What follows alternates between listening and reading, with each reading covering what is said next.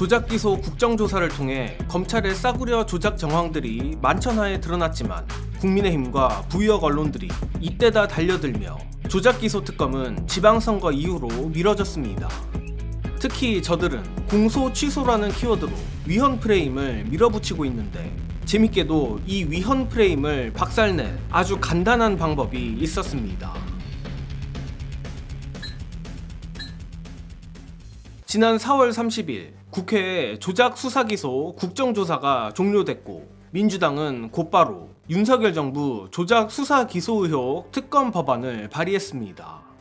하지만 모두에서 말했듯 국민의힘과 언론은 특검법에 포함된 공소취소를 키워드로 잡아 전방위적 포화를 퍼부었고 결국 이재명 대통령도 수기하라는 메시지를 내며 특검 추진은 선거 이후로 넘어간 상황입니다. 물론 저는 특검에 공소취소 권한을 부여하는 게 언론의 호들갑처럼 그렇게 대단히 이상한 일이라고 생각하지 않습니다. 예컨대 최혜병 특검법에도 공소유지와 공소취소 권한이 들어갔고 무엇보다 특검은 일반 검찰과 다릅니다. 특검은 법무부 장관의 지휘를 받는 일반 검찰이 아니라 누구의 지휘도 받지 않는 독립적으로 수사 기소를 하는 별도 수사기관입니다. 그렇기에 검찰의 조작 수사와 조작 기소를 밝히기 위해 만든 특검이 그 조작 기소의 결과물인 공소를 어떻게 처리할지 판단하는 것은 논리적으로 말이 안 되는 구조는 아닙니다. 다만 딱 하나 애매한 부분은 있습니다. 바로 특검 임명입니다. 특검은 결국 대통령이 임명해야 합니다. 정확히 말하면 현행 특검법 구조에서는 대통령이 추천된 후보들 중 누군가를 골라야 합니다. 그런데 이번 조작기소 특검의 수사 대상은 필연적으로 이재명 대통령을 향한 검찰의 조작 수사와 조작 기소가 될 수밖에 없습니다. 즉, 이재명 대통령이 자기 사건을 수사할 특검을 직접 고르는 듯한 모양새가 만들어진 겁니다. 그리고 이 부분이 국민의힘과 언론이 물고 늘어지는 이해 충돌, 더 나아가 헌법상 평등 원칙에 위반된다는 논리입니다. 그런데 오마이뉴스와의 인터뷰를 통해 한상희 건국대 로스쿨 명예교수가 이 문제에 대해 아주 간단하고 깔끔한 해법을 제시했습니다. 결론부터 말씀드리자면 대통령의 특검 임명권을 형식적이고 기계적인 절차로 만들자는 겁니다.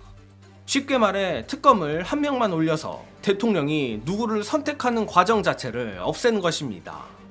이렇게 되면 이재명 대통령이 능동적으로 자기 사건을 수사할 특검을 고른 게 아니라 국회와 추천 절차가 정한 사람을 기계적으로 임명한 것이 되고 이해충돌 논란은 상당 부분 무력화됩니다. 저는 이게 꽤 탁월한 아이디어라고 생각합니다. 국민의힘과 언론이 아무리 대통령 셀프 구제 특검 프레임을 씌우려 해도 대통령이 고른 게 아니라 절차상 임명만 한 구조라면 공격의 힘이 확 빠질 수밖에 없습니다.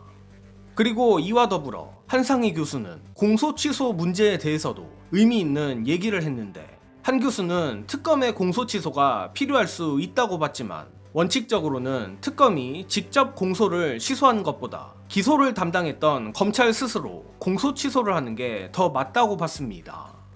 사실 저 개인적으로는 특검의 공소 취소도 안 될 건 없다고 생각합니다만 한 교수 주장대로 특검이 수사를 통해 검찰의 조작 수사와 공소권 남용을 명백히 밝혀내고 그 결과를 바탕으로 법무부 장관이 검찰의 공소 취소를 지휘하는 게 내용적으로나 절차적으로나 더 매끄러운 방법이라는 건 부정할 수 없습니다. 물론 한상희 교수가 특검의 공소 취소를 완전히 부정한 것도 아닙니다. 핵심은 조작 기소나 공소권 남용이 입증됐을 때 그 사건을 계속 재판으로 끌고 갈 이유가 없다는 거고 공소 취소든 공소 기각이든 검찰이든 특검이든 법원이든 어떤 형식으로든 잘못된 기소는 종결돼야 한다는 것입니다. 그런 점에서 한상희 교수가 가장 힘을 준 대목도 바로 국민 신뢰입니다.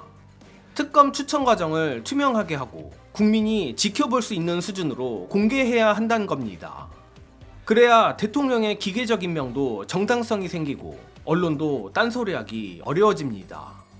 따라서 정리하자면 이렇습니다. 특검에 공소 취소권을 넣는 것 자체가 불가능한 것은 아닙니다. 하지만 가장 최선은 특검이 검찰의 조작을 밝혀내고 그 결과에 따라 검찰 스스로 공소 취소를 하게 만든 것입니다.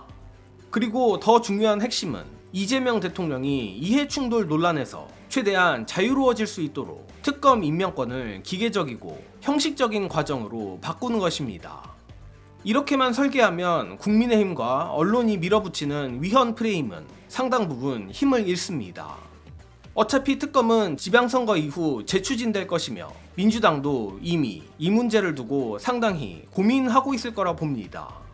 그렇다면 단순히 밀어붙이는데 그칠 게 아니라 국민의힘과 언론이 물고 늘어질 지점을 미리 차단해야 합니다. 공소 취소는 검찰 스스로 하게 만들고 특검 임명은 대통령의 선택이 아니라 제도의 결과로 만들면 됩니다. 다만 법리보다 더 중요한 전선도 있습니다. 바로 언론입니다. 요즘 언론들은 조작기소 특검을 이상하게 프레이밍하면서 사실상 국민의힘 선거운동에 나선 것처럼 보입니다. 언론도 결국 국민들이 조작기소 특검을 어떻게 받아들이는지가 핵심인 걸 간파한 것으로 보이는데, 이와 관련한 최경영 기자의 경고를 끝으로 이번 소식은 여기서 마칩니다. 시청해주신 여러분 감사합니다.